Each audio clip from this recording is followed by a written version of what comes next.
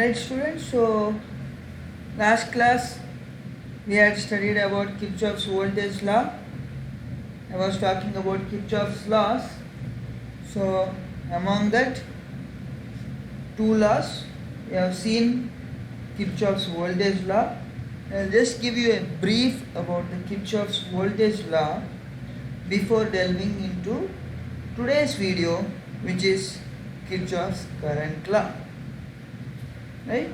So all these laws are very fundamentals, very important, students. Don't think why I have to study, I already know them, right? Because even if you go from 8th class, 9th class to engineering also, maybe after engineering also, you're going to use this.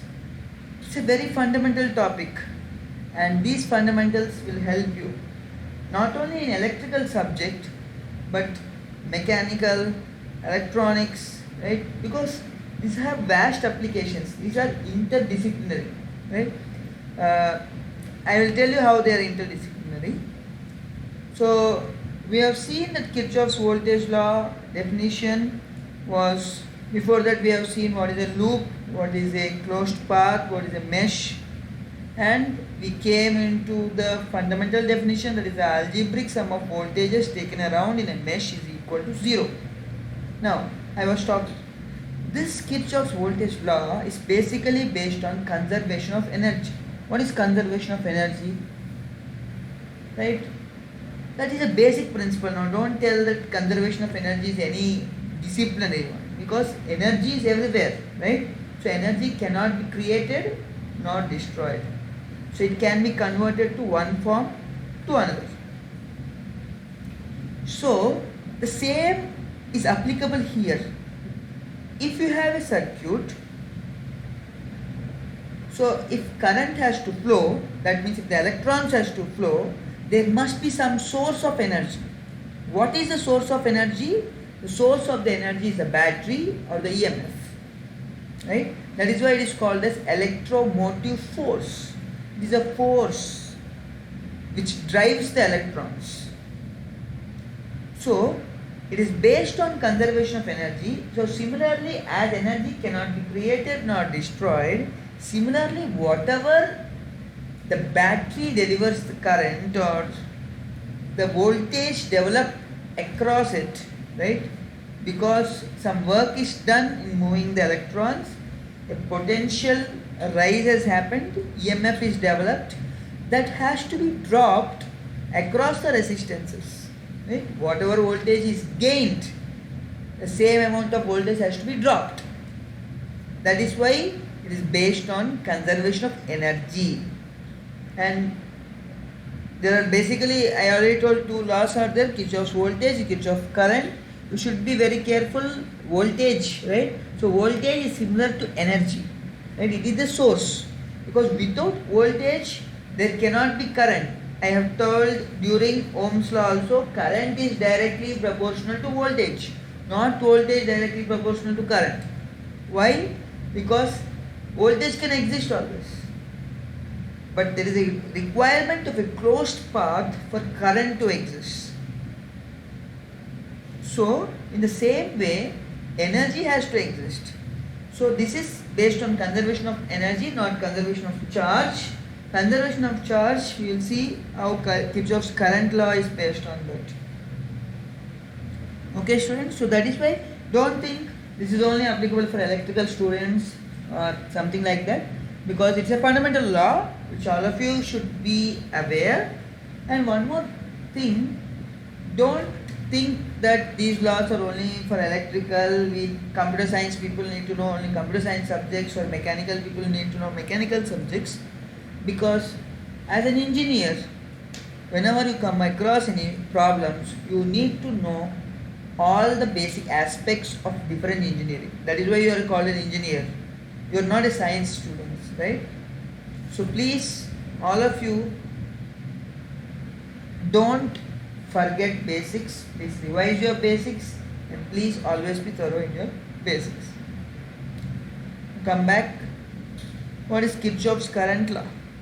Before delving into the topic of Kirchhoff's current law, you should know what is meant by node, right?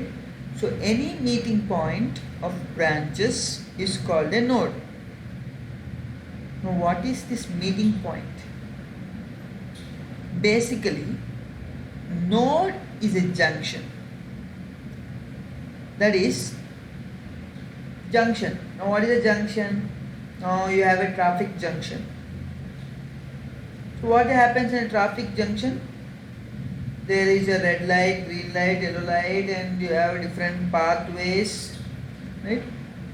That is called a meeting point because there are 4 paths and there is a traffic junction, so you have a traffic light and all those things. Similarly, there are some junctions in electric circuits which are called as nodes. You don't call it a junction, it's called a node technically. So what is the meeting point? Meeting point of what?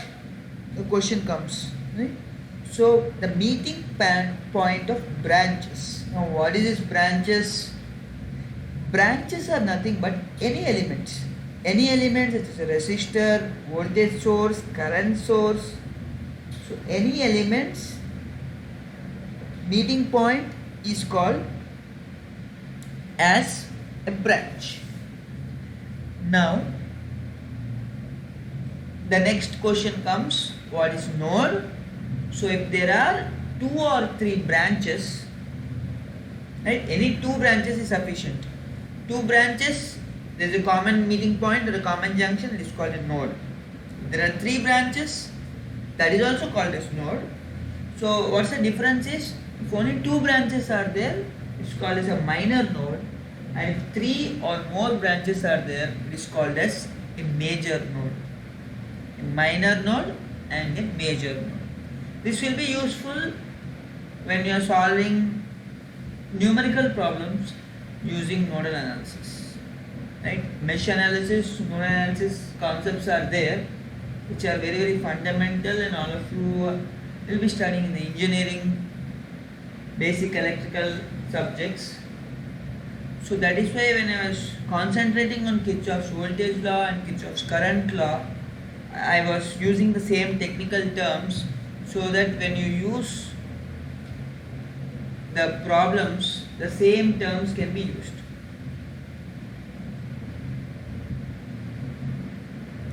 Now what is Kirchhoff's current law? Again, I made it very, very simple, exactly to the point. The algebraic sum of currents meeting at a node is equal to 0. I already told in my previous video why I am using the terms called as algebraic sum. Why I am using the term algebraic sum? Because you are going to take into account the signs.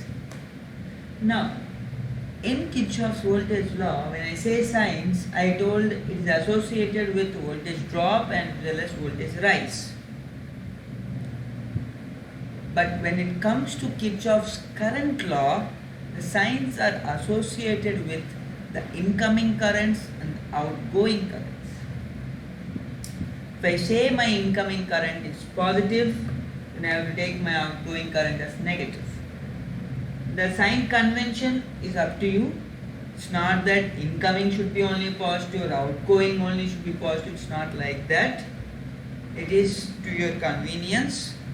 But take a common convention which you have to follow.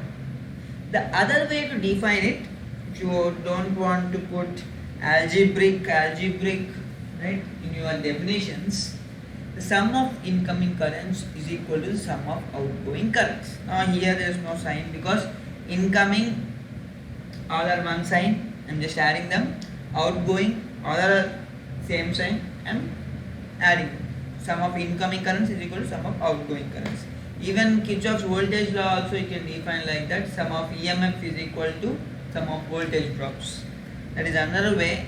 But generally when I teach the students, I generally use the algebraic sum of voltages or the algebraic sum of currents.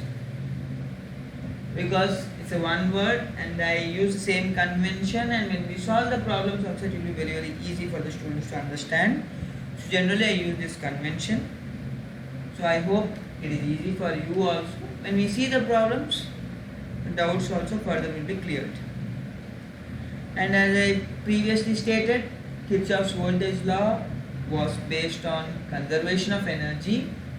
Kirchhoff's current law is also based on conservation of charge. So that is the difference here. That's conservation of energy. This is conservation of charge, because basically current is nothing but the directed rate of flow of charge. So that is why this is based on conservation of charge. So students, so by this we have completed our next fundamental law also, which is called as Kirchhoff's current law. So I hope all of you understood it.